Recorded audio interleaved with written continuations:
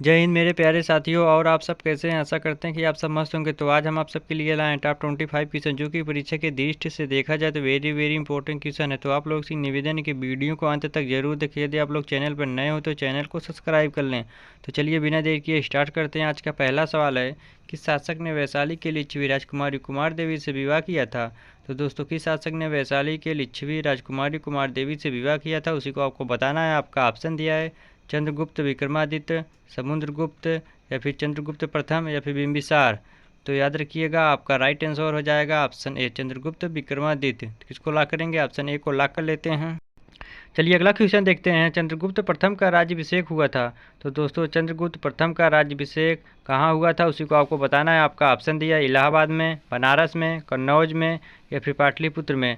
तो याद रखिएगा, आपका राइट आंसर हो जाएगा ऑप्शन डी, पाटलिपुत्र में। तो चंद्रगुप्त प्रथम का राज्याभिषेक पाटलिपुत्र में हुआ था। तो किसको ला करेंगे? ऑप्शन डी को ला कर लेते हैं। चलिए अगला क्वेश्चन देखते हैं, चंद्रगुप्त प्रथम 320 ईस्वी में महाराज धीराज की उपाधि धारण की थी। तो दोस्तों, चंद्रगुप्त प्रथम ने 320 ईस्वी में महाराज धीराज की उपाधि धारण की थी। तो कहाँ की थी, उसी को आपको बताना है। आपका ऑप्शन दिया है पाटलिपुत्र में, इलाहाबाद में, उज्जैन में, या फिर लिच्छवी में। तो याद रखिएगा, आपका राइट आंसर हो जाएगा ऑप्शन ए, पाटलिपुत्र में। तो किसको लॉक करेंगे? ऑप्शन ए को लॉक कर लेते हैं। चलिए अगला क्वेश्चन देखते हैं, किस शासक ने स्वयं को लिच्छवी दोहित्र कहा? तो दोस्तों, किस शासक ने स्वयं को लिच्छवी दोहित्र कहा, उसी को आपको बताना है। आपका ऑप्शन दिया है समुद्रगुप्त, चंद्रगुप्त प्रथम, चंद्रगुप्त द्वितीय, या फिर अजातशत्रु। तो याद रखिएगा, आपका राइट आंसर हो जाएगा ऑप्शन है समुद्रगुप्त। किस शासक ने स्वयं को लिच्छवी दोहित्र कहा था? समुद्रगुप्त ने कहा थे। तो किसको लॉक करेंगे? ऑप्शन ए को लॉक कर लेते हैं।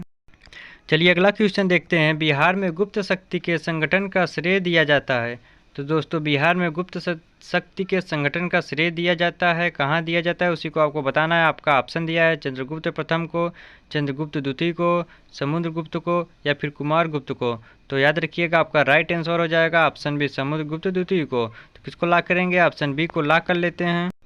चलिए अगला क्वेश्चन देखते हैं, किस शासक से श्रीलंका के राजा मेघवर्मन ने गया में एक बौद्ध मठ स्थापित करने की अनुमति मांगी थी? तो दोस्तों, किस शासक से श्रीलंका के राजा मेघवर्मन ने गया में एक बौद्ध मठ स्थापित करने की अनुमति मांगी थी, उसी को आपको बताना है। आपका ऑप्शन दिया है चंद्रगुप्त प्रथम, अशोक, समुद्रगुप्त, या फिर कुमारगुप्त। तो याद रखिएगा, आपका राइट आंसर हो जाएगा ऑप्शन सी, समुद्रगुप्त। किसको लॉक करेंगे? ऑप्शन सी को लॉक कर लेते हैं। चलिए अगला क्वेश्चन देखते हैं, नालंदा विश्वविद्यालय का संस्थापक था। तो दोस्तों, नालंदा विश्वविद्यालय के संस्थापक कौन थे, उसी को आपको बताना है। आपका ऑप्शन दिया है चंद्रगुप्त, विक्रमादित्य, रामगुप्त, स्कंदगुप्त, या फिर कुमारगुप्त। तो याद रखिएगा, आपका राइट आंसर हो जाएगा ऑप्शन डी, कुमारगुप्त। तो नालंदा विश्वविद्यालय के संस्थापक कुमारगुप्त ही थे। तो किसको लॉक करेंगे? ऑप्शन डी को लॉक कर लेते हैं। चलिए अगला क्वेश्चन देखते हैं, चीनी यात्री फाहियान कितने समय तक पाटलिपुत्र में रहा था? तो दोस्तों, चीनी यात्री फाहियान कितने समय तक पाटलिपुत्र में रहा था, उसी को आपको बताना है। आपका ऑप्शन दिया है 6 महीने, 1 साल, 3 साल, या फिर 14 महीने। तो याद रखिएगा, आपका राइट आंसर हो जाएगा ऑप्शन सी, 3 साल। तो चीनी यात्री फाहियान कितने समय तक पाटलिपुत्र में रहा था? तो 3 साल तक पाटलिपुत्र में रहा था। किसको लॉक करेंगे? ऑप्शन सी को लॉक कर लेते हैं। चलिए अगला क्वेश्चन देखते हैं, आर्यभट्ट का संबंध किस नगर से था? तो दोस्तों, आर्यभट्ट का संबंध किस नगर से था, उसी को आपको बताना है। आपका ऑप्शन दिया है चंपा, नालंदा, पाटलिपुत्र, या फिर राजगीर। तो याद रखिएगा, आपका राइट आंसर हो जाएगा ऑप्शन सी, पाटलिपुत्र। आर्यभट्ट का संबंध पाटलिपुत्र से था। तो किसको लॉक करेंगे? ऑप्शन सी को लॉक कर लेते हैं।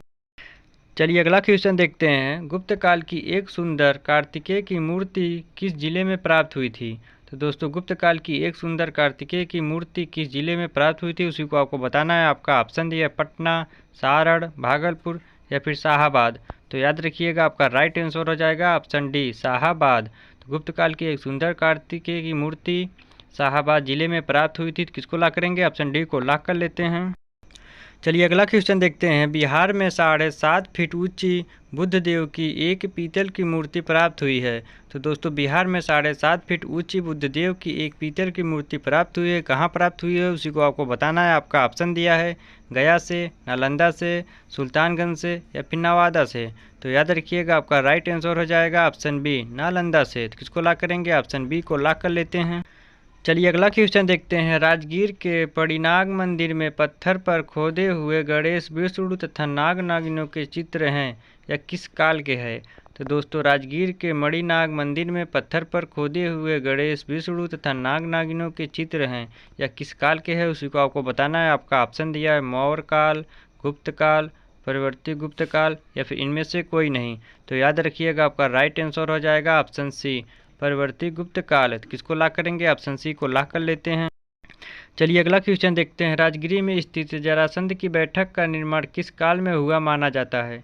तो दोस्तों राजगिरी में स्थित जरासंध की बैठक का निर्माण किस काल में हुआ माना जाता है उसी को आपको बताना है। आपका ऑप्शन दिया है मौर्य काल, गुप्त काल, पाल काल, या फिर उपयुक्त में से कोई नहीं। तो याद रखिएगा आपका राइट आंसर हो जाएगा ऑप्शन बी, गुप्त काल। किसको लॉक करेंगे? ऑप्शन बी को लॉक कर लेते हैं। चलिए अगला क्वेश्चन देखते हैं। बिहार में बौद्ध विहार का प्राचीनतम केंद्र था। तो दोस्तों बिहार में बौद्ध विहार का प्राचीनतम केंद्र था, तो कौन प्राचीनतम केंद्र था उसी को आपको बताना है। आपका ऑप्शन दिया नालंदा, विक्रमशिला, उदंतीपुरी, या फिर उपयुक्त में से कोई नहीं। तो याद रखिएगा आपका राइट आंसर हो जाएगा ऑप्शन बी, विक्रमशिला। तो बिहार में बौद्ध विहार का प्राचीनतम केंद्र तो विक्रमशिला था। तो किसको लॉक करेंगे? ऑप्शन बी को लॉक कर लेते हैं। चलिए अगला क्वेश्चन देखते हैं। निम्नलिखित शासकों में से किसे भारत का नेपोलियन कहा जाता है? तो दोस्तों निम्नलिखित शासकों में किसे भारत का नेपोलियन कहा जाता है उसी को आपको बताना है। आपका ऑप्शन दिया है चंद्रगुप्त मौर्य, चंद्रगुप्त, विक्रमदित्य, या फिर समुद्रगुप्त। तो याद रखिएगा आपका राइट आंसर हो जाएगा ऑप्शन डी, समुद्रगुप्त। तो निम्नलिखित शासकों में से भारत का नेपोलियन समुद्रगुप्त को कहा जाता है। किसको लॉक करेंगे? ऑप्शन डी को लॉक कर लेते हैं। चलिए अगला क्वेश्चन देखते हैं। मगध के परवर्ती गुप्तवंश का संस्थापक था। तो दोस्तों मगध के परवर्ती गुप्तवंश का संस्थापक था, तो कौन था उसी को आपको बताना है। आपका ऑप्शन दिया है कृष्णगुप्त, दामोदर गुप्त, माधव गुप्त, या फिर कुमार गुप्त। तो याद रखिएगा इसका राइट आंसर हो जाएगा ऑप्शन ए, कृष्णगुप्त। मगध के परवर्ती गुप्तवंश का संस्थापक कृष्णगुप्त ही थे। तो किसको लॉक करेंगे? ऑप्शन ए को लॉक कर लेते हैं। चलिए अगला क्वेश्चन देखते हैं। पालकालीन मूर्ति कलाकार धीमन एवं विट्ठपाल समकालीन थे। तो दोस्तों पालकालीन मूर्ति कलाकार धीमन एवं विट्ठपाल समकालीन थे, तो कौन थे उसी को आपको बताना है। आपका ऑप्शन दिया धर्मपाल एवं महिपाल के, गोपाल के, न्यायपाल एवं रामपाल के, या फिर धर्मपाल एवं देवपाल के। तो याद रखिएगा इसका राइट आंसर हो जाएगा ऑप्शन डी, धर्मपाल एवं देवपाल के। तो किसको लॉक करेंगे? ऑप्शन डी को लॉक कर लेते हैं। चलिए अगला क्वेश्चन देखते हैं। पालकालीन चित्रकला का भित्ति चित्र रूप कहाँ से प्राप्त हुआ है?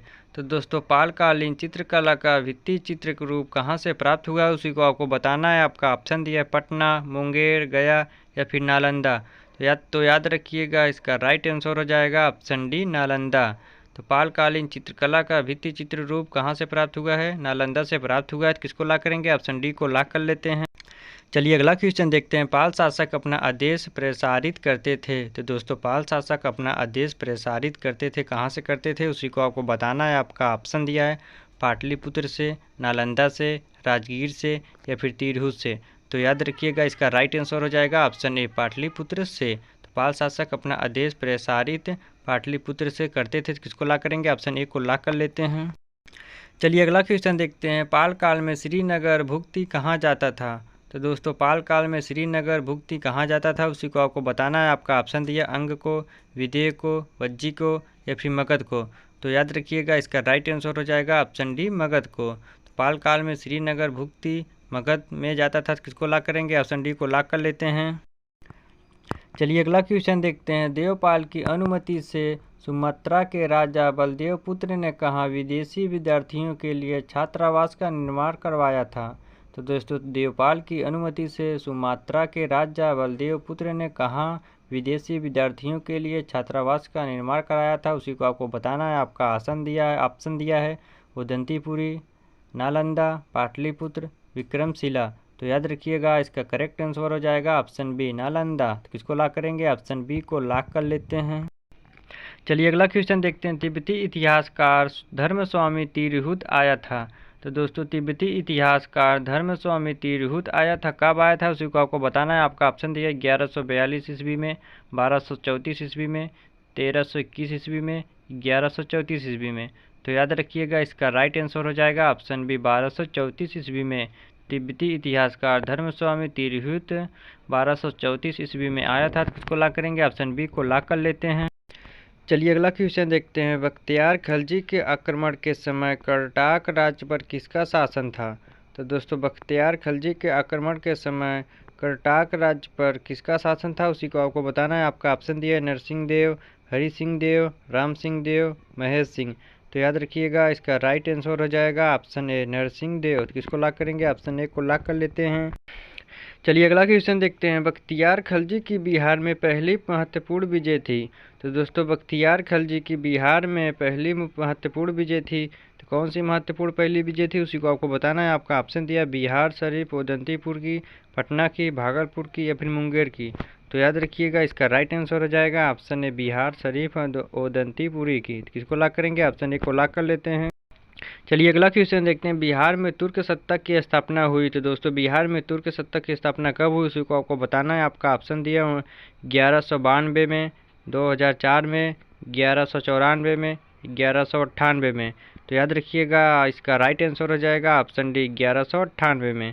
तो बिहार में तुर्क सत्ता की स्थापना 1198 में हुई थी। तो किसको लॉक करेंगे? ऑप्शन डी को लॉक कर लेते हैं। चलिए अगला क्वेश्चन देखते हैं। नालंदा विश्वविद्यालय को किसने ध्वस्त किया? तो दोस्तों नालंदा विश्वविद्यालय को किसने ध्वस्त किया उसी को आपको बताना है। आपका ऑप्शन दिया है महमूद गजनी, मोहम्मद गौरी, बाबर या फिर बख्तियार खलजी। तो दोस्तों ये क्वेश्चन आप सबके लिए जो इसका जवाब कमेंट बॉक्स में देना है। यदि आप सबको वीडियो पसंद आया तो वीडियो को लाइक करें, शेयर करें और हाँ चैनल को सब्सक्राइब करना ना भूलें ताकि ऐसी इंपॉर्टेंट वीडियो आप सबके पास पहुँचती रहे। मिलते हैं नेक्स्ट वीडियो में, तब तक के लिए जय हिंद, जय भारत।